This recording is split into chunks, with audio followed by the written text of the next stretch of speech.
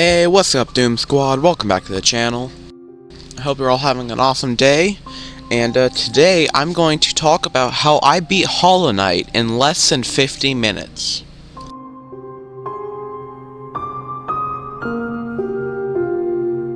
To beat Hollow Knight in less than 50 minutes, you have to have a lot of precision in certain skips and boss fights. We start out the run in King's Pass with a pogo here and a pogo there to save minuscule amounts of time. King's Pass is the introduction area to Hollow Knight, so nothing here is exactly difficult to traverse through. We get out of King's Pass in just barely under a minute, not the fastest I've ever done it, but also not the slowest. We then descend into this well to enter the Forgotten Crossroads, the first full area of the game. You also might have noticed from that title card that I'm playing in a language that's not English. That's because I'm playing in Chinese, because it makes dialogue faster to skip through. Now right here, we perform a small skip I'm unsure the name of, but it's where we kill both these aspids with the same spike to save some time. We then just continue through the Forgotten Crossroads,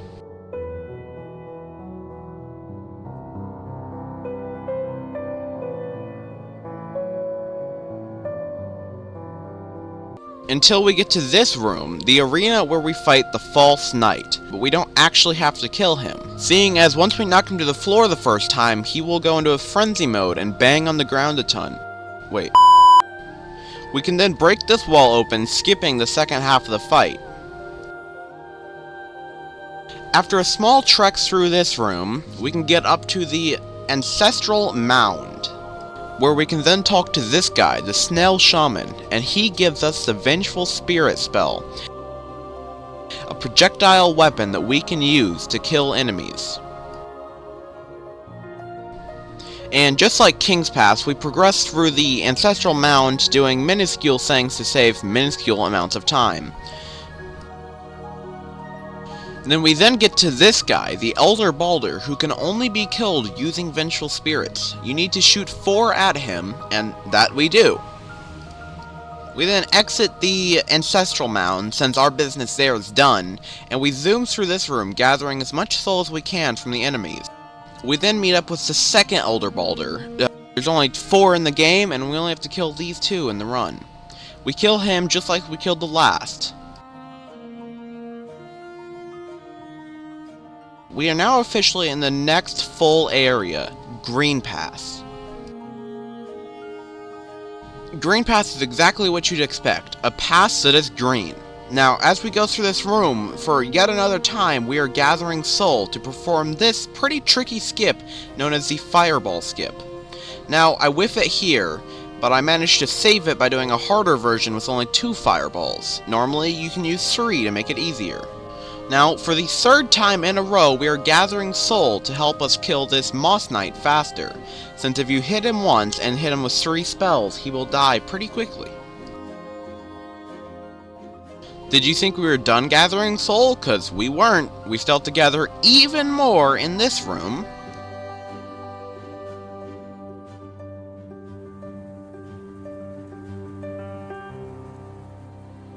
To help us fight this mini-boss, the Vengefly King, who we can kill pretty fast. So, something to note if you're trying to speedrun yourself is you should have 220 Geo by now. If you don't, and you only have 200, that should be fine, as you can pick up some more later. But if you only have 100, then you might have an issue. We then encounter the second main boss of the run, Hornet. She's the first real difficult boss in the game. I remember I took like 2 days on my first playthrough of the game, but eventually we are able to kill her.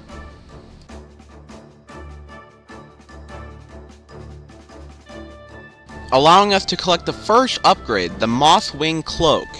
The Mosswing Cloak allows a dash ability. Now, we quit to the menu here, so we can do a trick called the bench quit, where we quit the menu and then log back on to our most recent bench we sat on, which is the Ancestral Mound. Now while we have a second, if you find yourself coming back to my channel, or if you just like this video, consider liking the video and subscribing. We are now in our 3rd full area, the Fungal Wastes. mushroomy area of fungal waste. They're all the areas are really in the title. Now I whiff a little bit here by falling in that acid, losing a couple seconds, but it's not that big of a time loss. Coming up is yet another soul-based skip, so I start off by gathering a full cast from these guys. Then we continue through the rest of the fungal waste, just getting to the location of the skip. Now this coming skip is not necessary and only saves around 30 seconds, but that could be a huge save if I landed. The issue is, I'm not consistent at it. And by not consistent at it, I mean in my couple weeks of attempting it, I've been doing it wrong every time, so I miss it here and instantly have to reroute to go the longer way. Luckily, it's not a huge time loss since I went for 2 attempts on my PB, which, by the way, is 51 minutes and 36 seconds. We go through this area called the Mantis Safari. I'm not sure if that's player named or Team Cherry named. An area that I do know is Team Cherry named is the Mantis Village, which we enter now, where we go all the way to the left, flick that lever, and then go all the way to the right, then go all the way to the left again.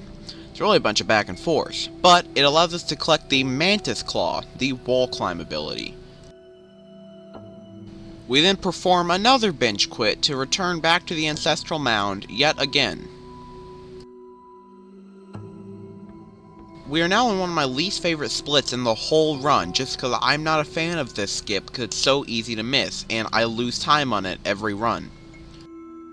By returning back to somewhere we've already been, we can go to the left here, and buy the Stag Station, the fast travel in Hollow Knight. We're not going to take it anywhere, that's simply for us to come back to later. If we go this way, we can find our second mini-boss, the Gruzmother, who we can kill relatively fast using our Vengeful Spirit spell and our nail.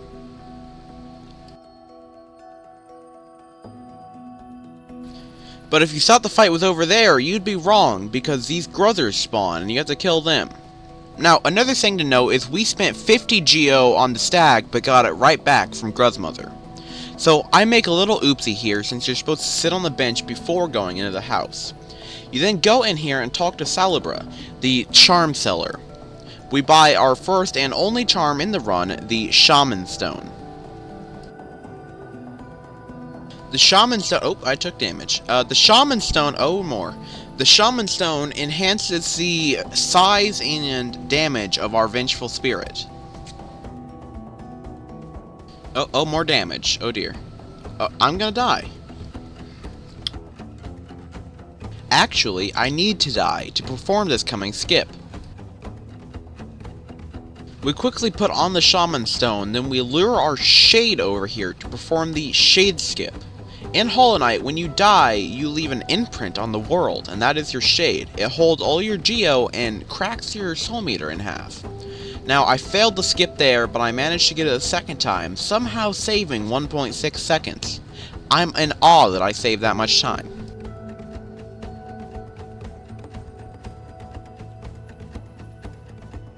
We are now in the area called Resting Grounds, the place where we can get the next ability, the Dream Nail. We do this by entering the Dream Realm, sentenced here by the Dreamers. Now, we jump off the edge here to make this guy spawn a little bit faster. Now, here's my other least favorite part of the run. We perform some precise platforming to get to the end of this sequence, where we can collect the Dream Nail ability. Now, I think I lose a little bit of time here, because I always do. It is then a matter of backtracking through the Resting Grounds to get to where we came from to enter here, but not back over the Blue Lake. We'll instead go right here to reach the elevator down to the City of Tears. City of Tears. Like I said, all the areas have the saying in their name, so I'm gonna stop explaining what they are. So after some lesser soul gathering on these enemies, we then kill all these guys to collect the Wanderer's Journal, something we can sell later for Geo, the currency. We then go down here into the King Station, Stag Station, but we are not going to be buying it, not yet at least, but are instead going to jump up here and fail. But after a little bit of trial and error, we can come up here and get a Hollowness seal, which we are also going to be selling for Geo later. And now, by going left here, we can enter this big room, where if we go through it, we can come to this doorway, and pop in and kill all these enemies, then go in the secret passage to the Glorious Husk, who we kill with spells and our nail, like everything else, and we collect Geo. Now, you saw I opened my inventory there. That was just me checking to make sure I had Shaman Stone on, because sometimes I forget to put it on, like all runners do. Now we go to the left of this room and kill these enemies so we can flick the lever here so we can come back this way when we need to. We then go up the elevator and perform a small little skip that saves so much time, but it's so easy, but I whiffed it, and I probably lost like 10 seconds now, because I have to reload the room to respawn the item. Luckily, it's not a giant time loss, it's just not a good one. I am able to hit it the second time. Normally, you need the Monarch Wings there, and by skipping Monarch Wings, you save a lot of time.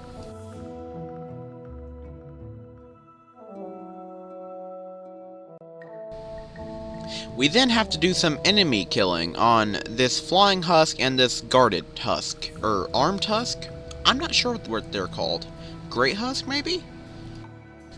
Now after this difficult battle, I am able to kill him, and flick this lever right here. We can then proceed through this room and up this way. Now before we enter the boss arena for the Watcher Knights, we go up here and break this chandelier, which means we can kill one of them before we even get in the arena. Now, I don't have much commentary to put on this fight, so you can just go ahead and watch my awesome gameplay.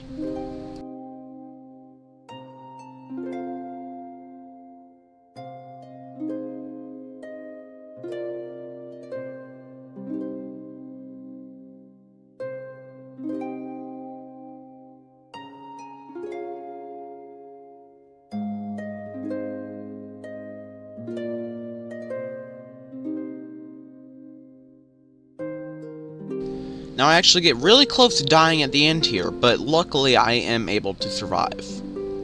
We go to the left here and grab yet another Hollowness seal, which we will be selling for Geo, and a chest that has 600 Geo in it. That's a lot of Geo. After a long climb up this room, I had to speed it up, it's that long, we come across the first Dreamer. Now, the Dreamers are little guys. That's not the right saying, but you know what I mean. That you have to kill to access the Black Egg, the location of the Hollow Knight, or the final boss of the game. There are 3 Dreamers, and we have just collected the first one. We then backtrack through these rooms, flicking that lever so we can just drop to the bottom of this room. And then we speed through the City of Tears as fast as we can to get down here where we can talk to Lim. Now, Lim is who we're going to sell all those items to, because by talking to him there, he will go back to his shop, right up here, and we can talk to him and sell these 3 items to get 2,400 Geo total. That's how much you should have, that's how much I have, which means I'm good on Geo. We then continue right to get back to the King Station, and we leave the room to let the bell load a bit faster. Take the stag to Dirtmouse. Sit on this bench for a bench quit later, and then talk to Sly, who we saved earlier. We buy the Illumify lantern from him, something that lets us illuminate the dark.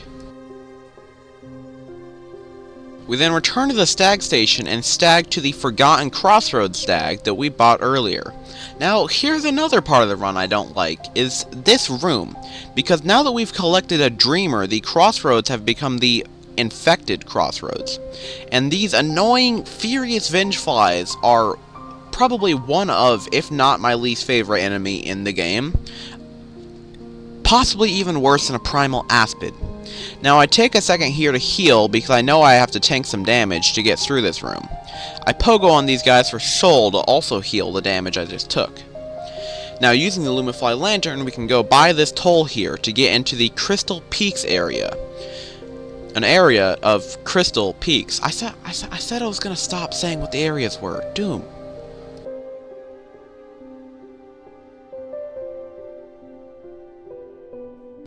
Now, since it's the Crystal Peaks, we do have to climb to the top of it to get to our destination. So we do that as fast as we can. Unfortunately, I cannot do it as fast as the video has shown, because that's not even task possible. Now, here we do a trick called inventory drops. I play on current patch, so these are a lot harder to do. You have to press the inventory button as you walk off the edge, and you can fall a bit slower. In older patches, you can just press it at any point while falling. But I do play on current patch, so I cannot do that, unfortunately. Now, we go through this room, which is a very cycle-based room, and there's some way to get a god cycle out of it. I don't know how to do that, so I have to do it slowly compared to how top runners do it. But I'm not a top runner, so it's okay. Now, at the bottom of this room, we can interact with this guy and get the Crystal Heart, which is the Super Dash ability. Now, we quit back to Dirtmouse, where we last sat at a bench, and then go down into the infected crossroads, as we are now on our way to the next Dreamer. We go all the way through, but then go left here instead of right like we have before. We kill this Aspid, so it's not messing with us, and we perform a rather easy skip. Normally, you need Isthmus Tier here, but by grabbing onto the wall and super dashing, we can just skip Isthmus Tier entirely. We are now in the Fog Canyon, which we can go through to get to the Teacher's Archives, the location of Monomon, the second Dreamer. Unfortunately, Monomon is being guarded by an annoying boss known as Umu. I hate Umu. But I can get a rather good fight if I'm careful and play right. Umu is a boss that you can't even attack until Quarrel deflates it, which you only get a little bit to attack. As you can see, even sped up, this is a long fight, and not exactly an easy one, with no upgrades like you have in the run. Luckily, in the end, I am able to defeat the boss.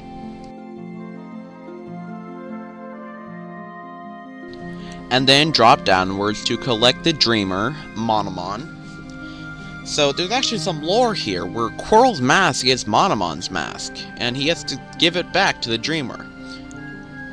Just like Lyrian, we Dreamnail Monomon, hit it, consume it, and watch a cutscene. We now have to escape Fog Canyon, which is easy, seeing as it's one of the smallest areas, if not the smallest area in the game. Now, we actually return back to the Fungal Waste here, because we now have to enter Deepnest. A lot of people's least favorite area in the game, but it's actually one of my favorites. Now, this room might look like a dead end to casuals, but you can actually break that wall, go to the edge of that room, and then drop down into Deepnest, the creepy, crawly spider area. Now, a lot of people don't like it because everything wants to kill you, there's traps everywhere, and spiders. If you have arachnophobia, skip through this section. Now, if you've ever played Hollow Knight, you'll be very confused on why I just said Deepnest is one of my favorites. And there's actually a reason to it. It's because my favorite areas are the Fungal Wastes, namely the Mantis area, the Hive, and Deepnest. Because all of these have special residents as opposed to the other areas. The Fungal Wastes has mushrooms. Deepnest has spiders.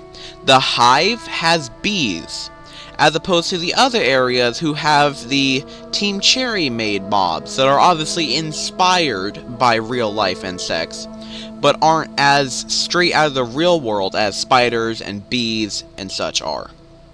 Now, as we enter this room, I have to be very careful, because if I fall on any of these jumps, I have to reset the whole run.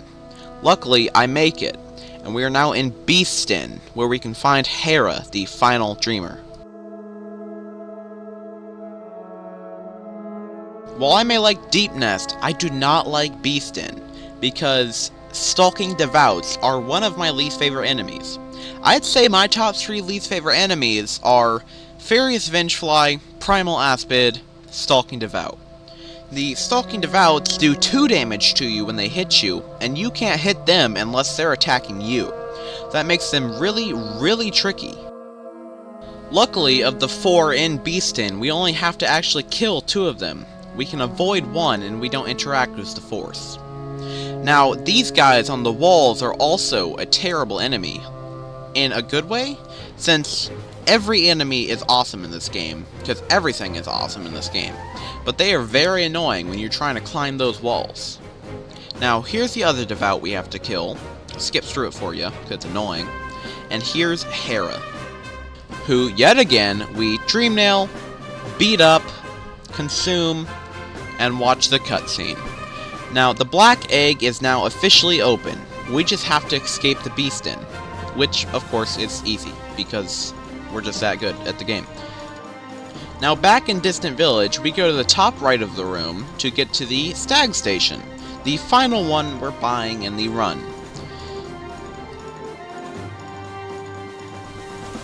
We then stag to Dirtmouse, seeing as the black egg is very close to Dirtmouse. And we pause here to do a trick that just lets me dash early. I'm not sure if it saves time, but it feels like it does. Now, as I'm entering the final boss with a pacer to get less than 50 minutes, something I've been working towards for weeks, the nerves are really high, you know? And I really am terrified that I'm going to die, because several times have I. Now, we break these chains to unleash the Hollow Knight, the final boss, and we enter one of the hardest boss fights in the run. Arguably, both Umu and Watcher Knights are harder, but I haven't died to them in a while.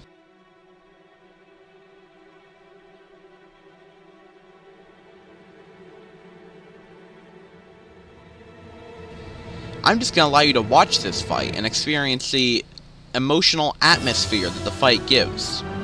And just know that I'm not gonna die, because the reason I died last time, or every other time I've died here, is because I thought the fight was almost over, when in reality, I was only half done.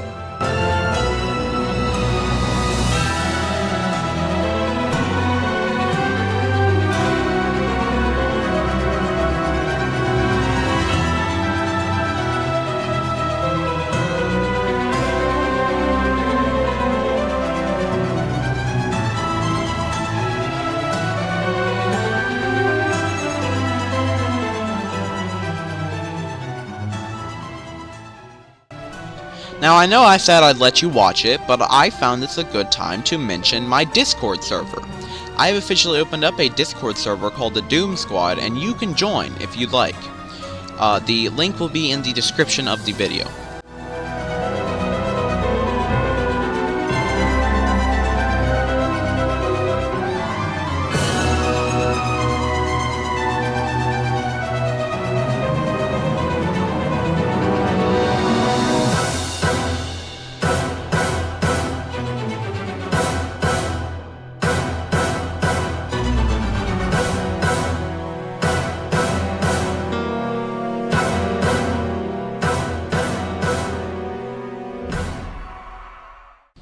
And with a few final swings, I get the final blow, killing the Hollow Knight. Now, all we have to do now is consume the infection that he is keeping in.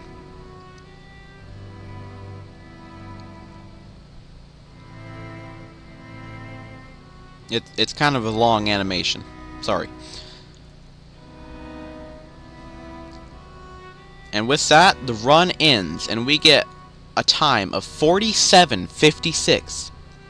That is how I beat Hollow Knight in less than 50 minutes, and how you can too.